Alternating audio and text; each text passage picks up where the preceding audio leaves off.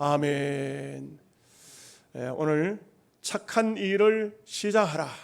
오늘 이 말씀을 함께 상고하고자 합니다. 하나님께서 인간을 창조하신 것을 보면 모든 만물보다 사람을 창조했었을 때 심히 좋았더라, 이렇게 말씀을 했습니다. 그래서 우리는 이 땅 위에서 우리의 삶이 하나님 보실 때 아름다운 삶이 되도록 우리는 그렇게 삶을 이끌어가고 또 그렇게 삶을 살아야 합니다. 시편 8편 4절 말씀에 사람이 무엇이 간데 주께서 저를 생각하시며 인자가 무엇이 간데 주께서 저를 권고하시나이까, 이렇게 다윗은 고백을 했습니다. 하나님이 우리를 간섭하시고 하나님이 우리를 보고 계시고 하나님이 우리와 함께 하신다는 이 사실 자체가 얼마나 감사하고 감격스러운 일입니까? 하나님이 인간을 사랑하셨습니다. 인간은 타락했지만 타락한 인간을 건져주시려고 하나님이 육신의 몸을 입고 이 땅 위에 오신 것입니다. 그분이 십자가 위에서 처참하게 못 박혀 죽으셔서 우리를 구원해 주신 것입니다. 하나님의 은혜를 생각하면 얼마나 감사하고 얼마나 또 감사한지 말로 다 할 수가 없습니다. 여러분, 우리가 이 땅 위에 사는 동안에 어떻게 살아야 됩니까? 먹고 마시고 즐기고 자식 놓고 그렇게 사는 것이 다일 것 같으면 우리 인간은 인간이라고, 만물의 영장이라고 조금도 동물적 범위에서 벗어났다고 말할 수가 없을 것입니다. 동물들도 그 정도는 다 하지요. 오늘 인간은 인격적인 존재입니다. 우리에게 자유가 주어졌지만 이 자유는 책임적 자유입니다. 방종의 자유가 절대 아닙니다. 우리는 영적인 존재이기도 합니다. 우리는 동물적으로 살아서는 안 됩니다. 사람은 사람답게 살아야 됩니다. 특별히 그리스도인들은 그리스도인에게 합당한 인격을 갖추어야 됩니다. 우리에게 자유가 주어졌다고 방종하고 우리가 지식이 있다고 함부로 세상을 산다는 것은 그것은 그리스도인의 삶이 아닙니다. 어째 보면은 그리스도인답지 않은 사람들의 모습이 너무나 많이 보입니다. 로마서 8장 9절 말씀에 만일 너희 속에 하나님이 영이 거하시면 너희가 육신에 있지 아니하고 영에 있나니 누구든지 그리스도의 영이 없으면 그리스도의 사람이 아니라. 우리의 속에 그리스도의 영이 없으면 그리스도의 사람이 아니라는 말씀입니다. 무서운 말씀입니다.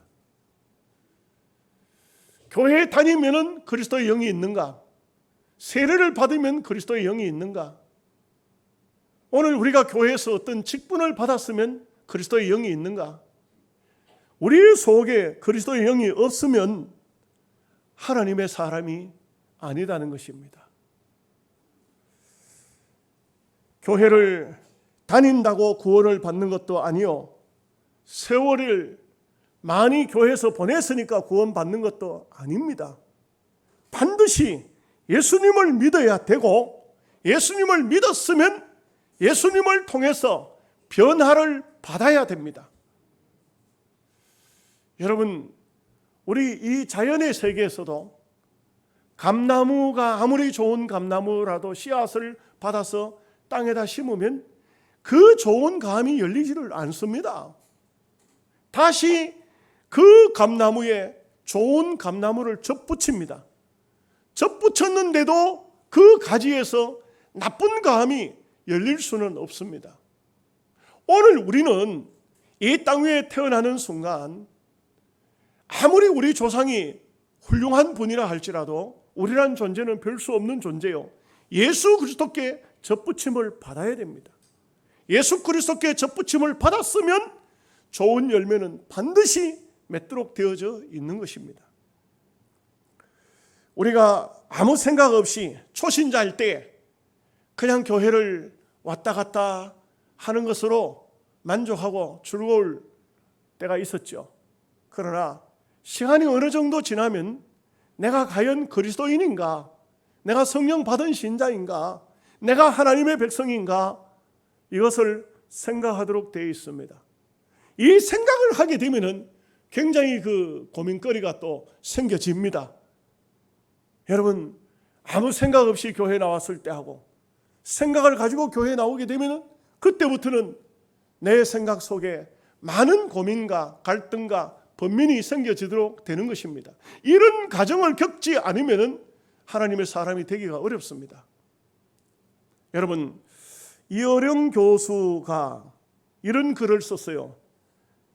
책 제목은 아들이여 이 신하를, 이런 제목인데 좀 제목이 이상하죠. 근데 그 내용 속에 보면은 이런 얘기가 나와요. 할아버지하고 손자하고 이제 둘이 재밌게 이런 얘기 저런 얘기 하다가 손자가 물어봐요. 할아버지, 왜? 할아버지는 주무실 때 수염을 이불 안에 넣고 주무시나요? 이불 바깥에 내놓고 주무시나요? 이렇게 물어요. 그러니까 이 할아버지는 일평생 잠자면서 아무 생각 없이 그냥 뭐 저녁이 되면 그냥 주무셨는데 손자가 막상 물으니까 내가 이불 속에 수염을 넣고 자든가 아니면 내놓고 자든가 생각이 잘 안 나요. 그래서 하는 말이, 애야 오늘 저녁 잠 자보고 내일 이야기해 줄게. 그렇게 말을 하고 그날 밤에 잠을 자는데 수염을 안으로 집어넣으니까 답답한 거예요. 바깥으로 내놓으니까 허전한 거예요. 내놨다가 집어넣었다가 내놨다가 집어넣었다가 밤새도록 한잠을 못 잤다는 거예요. 무슨 얘기를 제가 하고 있는 것입니까? 아무것도 모를 때는 아무 의미 없이 아무 생각 없이 교회를 다닐 때는 고민도 걱정도 근심도 없습니다. 그렇지만 어느 날 어느 순간인가 내가 내 속에 그리스도의 영이 있는가? 성령이 내 속에 계시는가? 내가 하나님을 믿는 사람인가? 내가 그리스도의 백성이 되었는가? 이것을 생각하기 시작하면은 이 마음을 품게 되면은 고민거리가 생기는 것입니다. 기도하게 됩니다. 내가 누군가를 생각하게 됩니다. 저는 그런 얘기를 책 속에서 읽어봤습니다. 외국에 나가서 그 음악을 하는 사람이 외국에 나가서 공부를 하고 돌아왔습니다. 아마 꽤나 이름이 있었던 사람 같아요. 이 사람이 서울에 있는 세종문화회관에다가 리사이트를 하겠다고 전체 광고를 대한민국에 냈습니다. 그리고 이분은 그 날이 돼서 그 무대에 서 가지고 그 아름다운 목소리로 노래를 불렀습니다. 노래가 한 곡이 끝날 때마다 많은 사람이 우리와 같이 박수를 쳤습니다. 찬양곡 중에는 메시아라는 찬양곡이 있지 않습니까? 메시아도 불렀습니다. 정말 아름다운 성악 그 노래들을 다 불렀습니다. 소화를 했습니다. 역시 많은 사람들이 박수를 치면서 야, 외국 가서 공부하고 오더니만 훌륭해 훌륭해 훌륭해 그렇게 했습니다. 그날 하루 잘 끝났습니다. 그런데 그날로 끝나는 것이 아니고 다음 날도 또 그 무대가 마련되어 있었습니다. 이틀간 연속으로 이 무대에 서서 가수는 노래해야 되는 것입니다. 그런데 그 아이를 어릴 적부터 키워오던 목사님이 계셨습니다. 그 목사님이 그 청년을 위해서 기도해 왔었는데 그런데 한국에 돌아왔고 리사이트를 연다는 얘기를 듣고 목사님도 티켓을 끊어서 그 장소에 왔다가 이제 아이를 그 청년을 만나게 됐습니다. 만나게 됐는데 너무너무 목사님도 감사한 거예요. 너무 고마운 겁니다. 잘 자라서 잘 성장했으니까 얼마나 감사합니까? 그런데 목사님이 불쑥 이렇게 말했어요. 아무개 선생님, 오늘 참 메시아 곡도 잘 들었는데 그런데 내 선생님한테 하나 묻고 싶은 게 있어요. 선생님은 메시아를, 예수님을 진정으로 생명의 구주로 영접했나요? 이렇게 물었어요. 그런데 이 청년은 그 말에 순간적으로 당황하기 시작했습니다. 왜냐하면 자기는 메시아를 찬양을 했지만 마음속에 과연 입으로만 메시아를 불렀지 마음속에 메시아가 있었는가? 이거 갈등이 되기 시작했습니다. 목사님은 돌아갔지만 그날 그 청년은 어느 교회를 찾아가서 엎드려서 밤새도록 기도했습니다. 하나님, 내 마음속에 메시아가 계시나요? 내 마음속에 예수님이 계시나요? 내가 예수님을 찬양하지만 예수님이 내 마음속에 계시는가요? 그날 밤새도록 고민하면서 발버둥 치다가 이튿날 역시 똑같은 무대에 서서 똑같은 공명으로 똑같은 노래를 부릅니다. 근데 그 이튿날 그 찬양을 부를 때에 메시아의 찬양을 부르고 특별히 메시아의 찬양을 부르고 난 다음에는 아무도 박수치는 사람이 없었습니다. 왜냐하면 그 가수는, 그 소프라노 가수는 노래를 찬양을 하면서 얼마나 감격스러웠던지 펑펑 운 겁니다. 청중들도 다 울었습니다. 그러고 난 다음 찬양이 끝났을 때 박수를 치는 것이 아니라 할렐루야 아멘이 여기저기서 터져 나온 것입니다. 여러분, 그렇습니다. 우리는 예수 그리스도를 영접해서 믿음으로 사는 사람이면 때로 내가 과연 내 마음속에 예수님이 계시는가? 이것을 확인할 필요가 있습니다. 예수님이 계신다면 어떤 결과가 나올까요?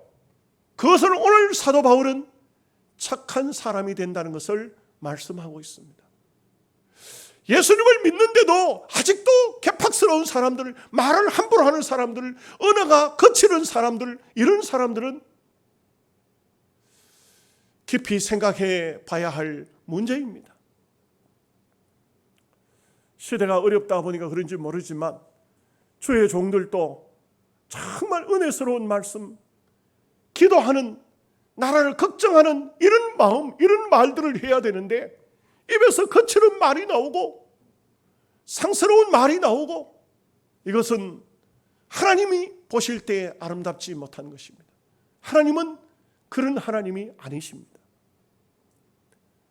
오늘 우리가 이 본문의 말씀을 통해서 생각할 몇 가지가 있습니다. 첫째로 인간은 착한 일을 위해서 창조되었다는 것입니다. 우리는 착하게 살아야 하나님께 영광이 되거든요. 하나님의 영광을 위해서 지음받은 존재입니다.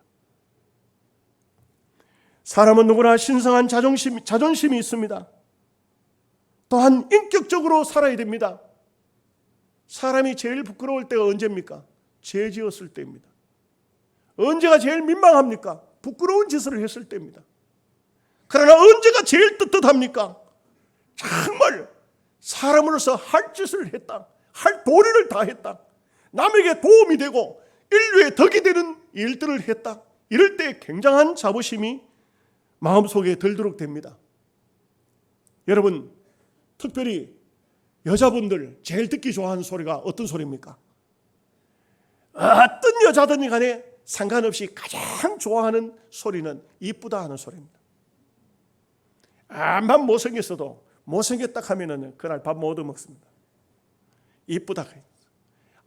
전혀 이쁜 게 없으면은요, 개성 있게 생기셨다, 이렇게 적어도 그 정도는 해줘야 돼. 못생겼다 하면 큰일 나요. 큰일 나요. 어떤 아줌마가 슈퍼마켓에 들어갔는데 슈퍼마켓 앞에다 앵무새를 한 마리 갖다 걸어놨어요. 이 앵무새가 말을 잘해요. 오는 손님마다 안녕하세요, 어서 오세요, 이렇게 하는 거야, 새가. 그런데 어떤 아줌마가 슈퍼마켓 들어가려고 하는데 어서 오세요 하는데 깜짝 놀랐네. 아이 새끼 깜짝 놀랐네. 그러니까 이 새가 지도 알아듣는다 이 말이에요. 이 새끼 깜짝 놀랐네 하니까 하는 말이, 지도 한마디 하는 거예요. 딱 아줌마 되게 못생겼다. 그러니까 이놈 자식 확 죽여버려. 아줌마 못생겼다. 얼마나 화가 나는지 슈퍼마켓 주인한테 가지고 저 새 좀 치우시오. 저게 말을 갖다 함부로 막 하네. 그러니까 자기가 잘못한 건 생각 안 하고 새 보고 나무라는 거예요. 그러니까 주인이 와가지고 야야, 손님들 오는데 그렇게 말하면 안 돼. 그 어떻게 그렇게 나쁜 말을 어디서 배웠어? 그런 말 하면 안 돼. 이래가지고 다 일렀어요.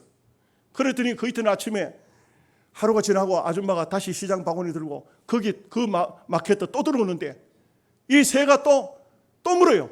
아줌마! 그러니까 왜? 알지? 뭘 아냐? 못생겼다는 말하면 주인한테 혼나겠고, 그러니까 알지? 여러분, 참 누구나 마찬가지죠. 그런데 참 아름답다, 이쁘다, 인격적이다, 다 좋은 말이지만 사실상 가장 아름다운 말은 당신은 선한 사람이야. 선한 사람이야. 이보다 더 아름다운 말은 없어요. 여러분, 이 땅 위에 사는 삶이, 우리의 삶이 선하게 살고 착하게 살고 이것보다 더 귀하고 더 아름다운 말은 없어요. 성경을 통해서 보면은 사울 임금, 얼마나 이스라엘의 초대 임금이 되었으니까 고귀한 직분입니까? 그러나 그는 다윗을 미워해가지고 온갖 못된 짓을 다 하다가 결국은 아말렉 사람에게 죽었습니다. 그 죽음을 수많은 사람들이 저주스러운 죽음이라고 합니다. 예수님의 제자 중에 가룟 유다, 얼마나 귀한 직분입니까? 이 귀중한 직분을 가지고 결국은 예수님을 팔아먹는 못된 짓을 하다가 목을 매 자살하다가 줄이 끊어져서 배가 터져서 창자가 흘러나와 죽었다고 사도행전에 보면 말합니다. 이 저주받은 죽음이라고 합니다. 우리는 존귀한 존재입니다. 우리는 귀한 존재입니다. 여러분, 목사, 장로, 권사, 집사, 예수 믿는 성도, 결코 이 세상에서 얻을 수 없는 귀중한 직분입니다. 이 거룩하고 귀한 직분을 받은 우리가 어떻게 살아야 되느냐? 착하게 살아야 됩니다.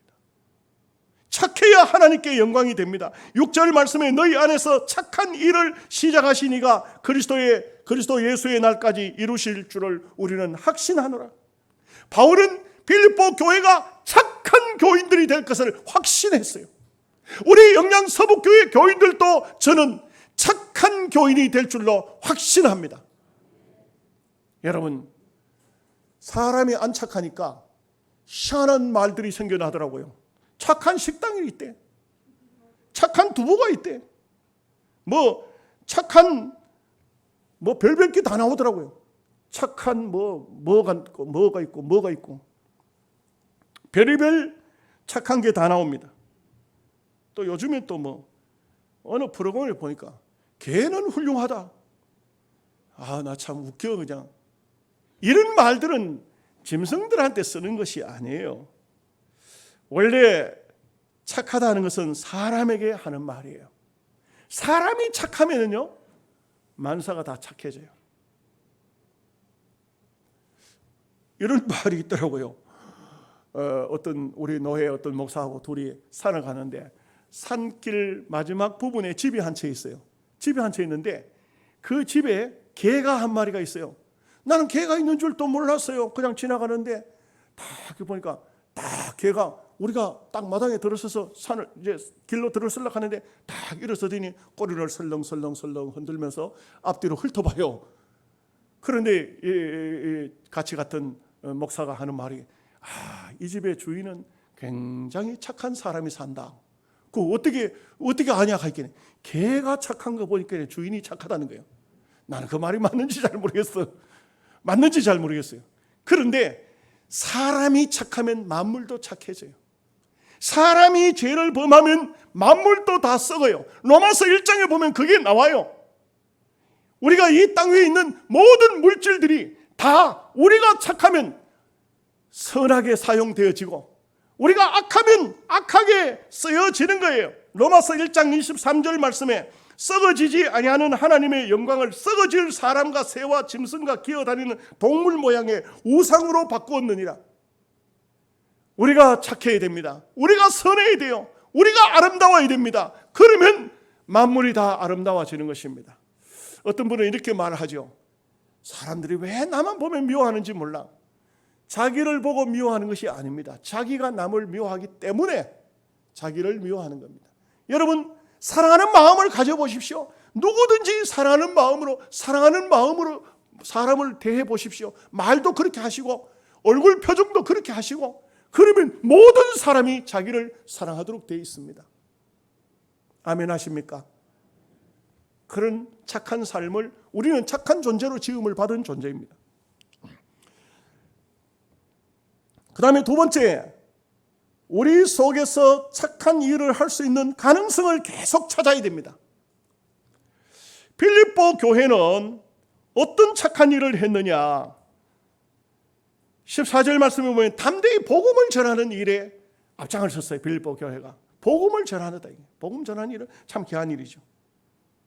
4장에 가서 보면 14절을 보면 고난에, 그리스도의 고난에 전부 온 성도들이 참여해요. 고난에 참여한다. 이것도 착한 일이에요. 그 다음에 또 한 가지는 빌립보서 4장 16절 18절 말씀을 보면 사도 바울이 복음 전하러 나갔는데 그 바울을 위해서 온 성도들이 헌금을 모아가지고 바울에게 보내줘요. 바울을 위해서. 그래서 바울이 한 번, 두 번, 여러 번 너희가 나에게 쓸 것을 보내주었다.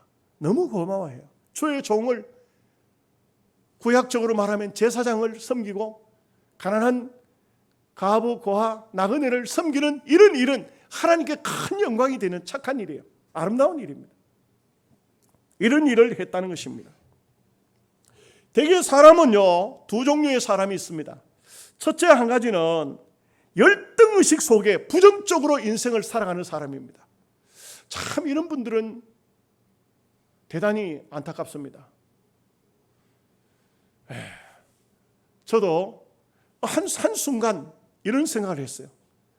우리가 지금 현재 나라 안에서 코로나가 일어나고 여러 가지 정치적으로는 잘 안 맞는 듯한 우리 백성들의 마음에 우리 보수 쪽에서는 안 맞는 듯한 생각이 들고 그런다고 원망하고 욕하면은 누가 손해입니까? 옛날 말에 여기 뱉다고 들어가냐? 뱉다고 안 들어간다. 그러면 어떻게 됩니까? 욕을 하는 그 사람의 입만, 그 사람의 마음만 피폐해지는 겁니다. 기도해야 되지. 그리스도인이라면 기도해야 되지. 힘들고 어려울수록 아버지 앞에 엎드려야 되지. 그게 성경의 말씀 아닙니까? 나는 어떤 목사님이 내가 그런 말을 한다고 뭐라고 말을 하냐면 박 목사는 말을 바깥았네. 내가 그 말을 순간적으로 듣는 순간 몹시 화가 났어요. 다시 말하면 박 목사는 이제는 우측에 있다가 좌측으로 갔네 이런 말이거든요. 내가 그 말 뭐하러 듣는 거 아니잖아요. 그것도 목사가 그렇게 말합니다. 그런데 제가 그랬어요. 더 이상 말하지 말자. 참자. 왜? 참는 것이 목사니까 참아야 됩니다. 오늘 우리 그리스도인들은 아름다운 말을 할 수 있어야 됩니다. 부정적으로 말한다고 해가지고 나라가 달라집니까? 세상이 달라집니까? 세상을 욕하고 저주하고 막 이렇게 한다고 해서 이 세상이 변합니까? 절대 안 변합니다. 오히려 어떻게 됩니까? 기도하고 축복해야 됩니다. 성경적 아닙니까? 왜 아멘을 안 하세요? 여러분 생각하고 다릅니까? 해야 돼요. 우리는 아멘 해야 돼요. 아멘 해야 돼요. 아무리 이 세상이 힘들어도 어려워도 세상 저주하고 욕하고 그렇게 하는 게 아니에요. 우리는 이런 세상일수록 더 많이 기도하고 더 많이 하나님 앞에 부르짖고 내 자신 바로 살기를 노력하는 것이 이 세상의 삶의 중요한 요점이에요. 또 한 가지가 있어요. 앞에 말씀드린 것은 부정적인 열등의식의 사람이고 그 다음에 또 한 가지 사람은 긍정적이고 자긍심을 가지고 사는 사람이에요. 여러분, 사람은 누구든지 마찬가지인데 자기 자신을 얼마큼 가꾸느냐에 따라서 달라집니다. 어떻게 몸과 마음과 생각을 바르게 하느냐에 따라서 그 사람의 삶이 완전히 달라질 수 있습니다. 유명한 얘기지만 미국의 에브라함 링컨 대통령께 어떤 사람이 사람을 데리고 와서 이 사람을 쓰십시오 각하 할 때 대통령이 그 사람을 내보내고 자기를 그 사람을 청구했던 사람에게 이런 말을 했어요. 그게 아주 유명한 말이 됐어요. 무슨 말이냐면 남자 나이가 40세가 되면 그 얼굴에 책임을 져야 된다. 여러분 이게 무슨 말인지 잘 모르시겠어요? 얼굴을 보니까 아니다 이 말이야. 그 사람 얼굴 보니까 틀렸다 이 말이야. 이해가 되실란가요? 마스크를 써서 그러나. 자, 이 어떤 사람인데 얼굴을 나이가 한 40살쯤 됐을 때 얼굴을 딱 보면 이 사람이 살아온 이력이, 내력이 있어요. 얼굴에.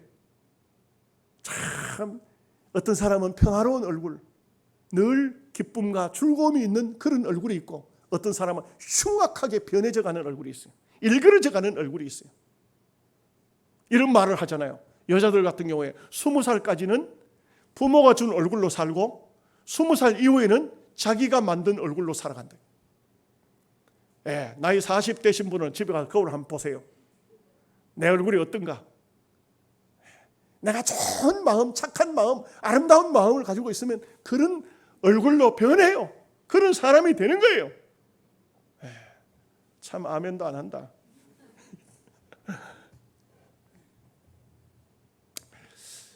우리 동기 목사님 중에 한 분이 자기 교회 교인 간증을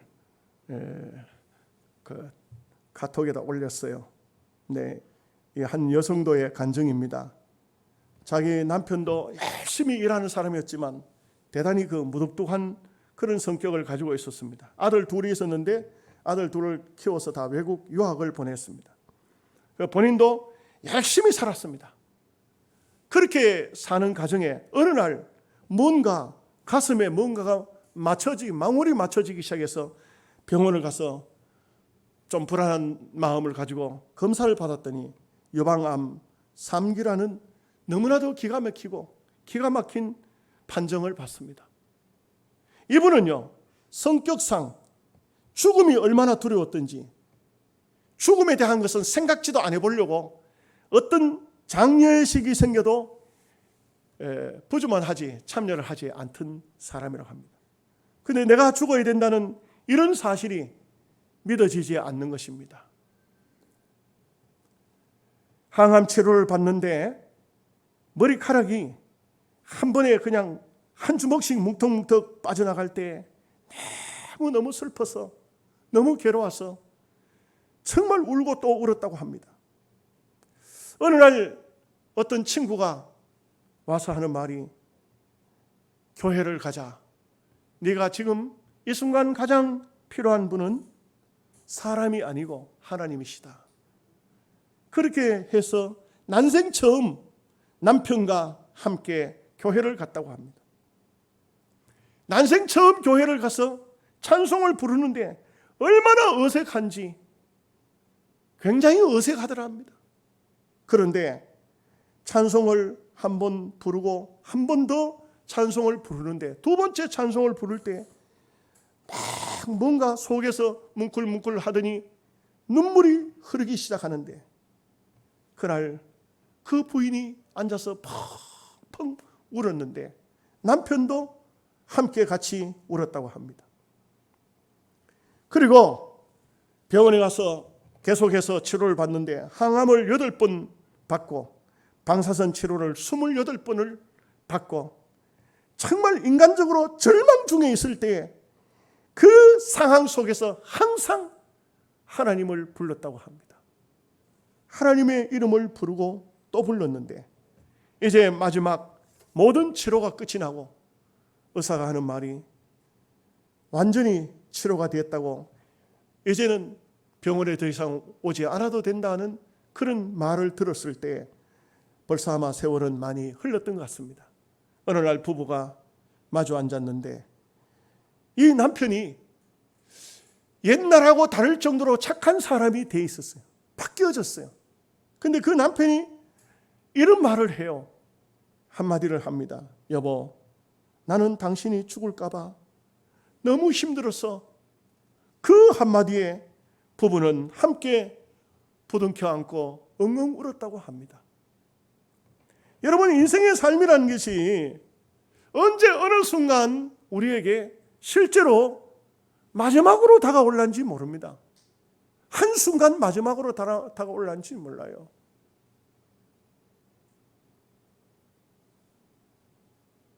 김종일 목사님하고 피켓전도 유명한 목사님이신데 그 카스에 뭘 하나 올렸어요. 보니까 교회 나온 지 얼마 안 된 아마 새신자인 것 같아요.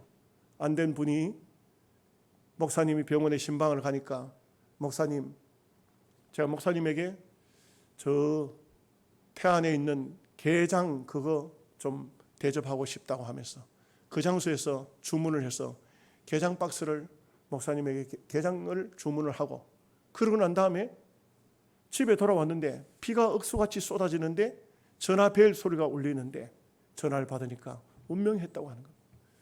기도하고 돌아온 지 얼마 안 됐는데 그 주문한 게가 집에 도착했는데 그 게 박스를 찍어서 카스에 올렸어요. 여러분, 인생의 삶이라는 것이요, 숨을 쉬고 있으니까 내가 살았구나 싶지 한순간에 끝이 날 수도 있어요. 착하게 살아야 될 줄로 믿습니다. 한 가지만 더 말씀을 드리겠습니다. 착한 삶으로 우리 자신이 하나님께 제물이 되어야 됩니다. 인생은 참으로 짧습니다. 방금 말씀드린 것처럼 어느 순간에 우리에게 마지막이 올란지 알 수가 없습니다. 최선을 다해서 살아야 됩니다. 열심히 살아야 됩니다. 사명감을 가지고 살아야 됩니다. 어떤 분이 사냥을 좋아해 사냥개들을 쭉 이끌고 산 밑에 갔습니다. 이 산 밑에 가가지고 개를 풀어놓으니까 사냥개 중에 그 사냥개들이 이제 워밍업을 하는 겁니다. 산짐승 잡으러 가기 위해서. 그런데 저 산 중턱에 보니까 토끼 한 마리가 뛰어가는 게 보였습니다. 사냥개 중에 한 마리가 내가 가서 잡아올게 하더니 쫓아 올라갔습니다. 그런데 이 사냥개는 결과적으로 토끼를 잡지 못하고 빈손으로 왔습니다. 다른 사냥개들이 하는 말이 막 놀렸습니다. 야, 그 산 위에까지 쫓아 올라갈 빈손을 내려오냐? 그랬더니 사냥개가 한마디 하는 거예요. 뭐라고 하냐 하면은, 나는 장난삼아 쫓아갔지만 쥐는 죽을지 살지 모르기 때문에 죽기 살기로 도망가는 바람에 못 잡았다.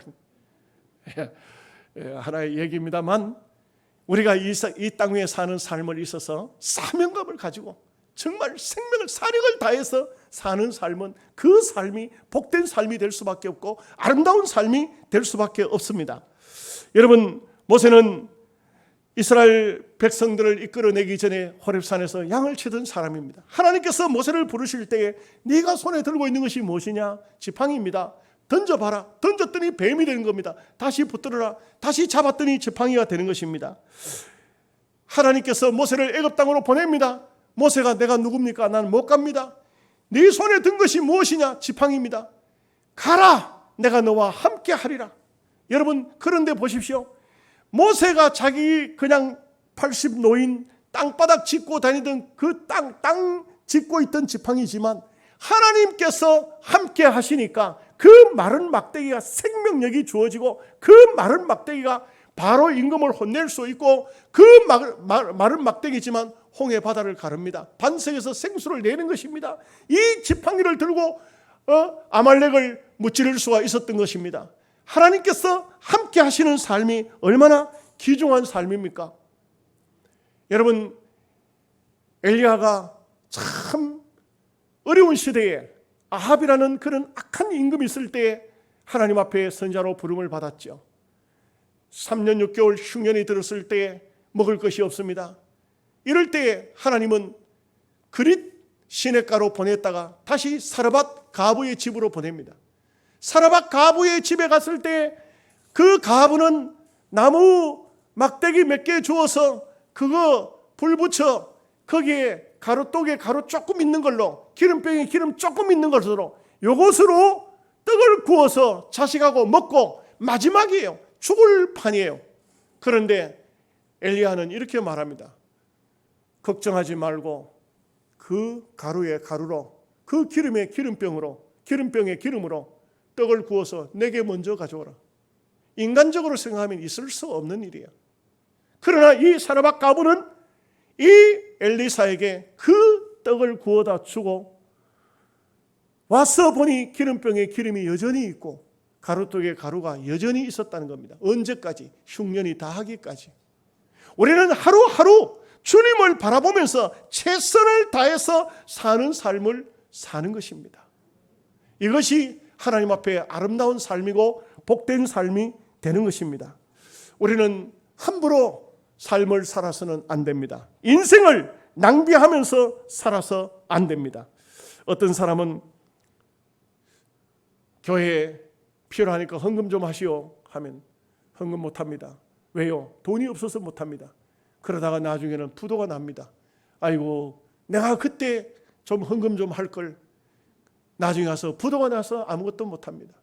어떤 사람은 주님을 위해서 시간 좀 내시죠. 아이고 바빠서 시간 못 냅니다. 어느 날 어느 순간인가 병원 침대에 누워서 시간은 많은데 주의 일을 할 수 없구나, 이렇게 되는 그런 사람들도 없지 않아 많습니다. 여러분, 오늘 우리는 이 땅 위에 사는 동안 할 수 있는 것을 내가 할 수 있는 때에 최선을 다해서 해야 됩니다. 우리는 이것이 바로 내 자신이 하나님께 드려지는 예물이 되는 것입니다. 내 삶이 하나님께 바쳐지는 제물이 되는 것입니다. 이것이 착한 제물이 되고 착한 삶이 되고 착한 인생이 될 수가 있는 것입니다. 여러분, 선한 착한 하나님의 사람들이 되시기를 주님의 이름으로 축복합니다.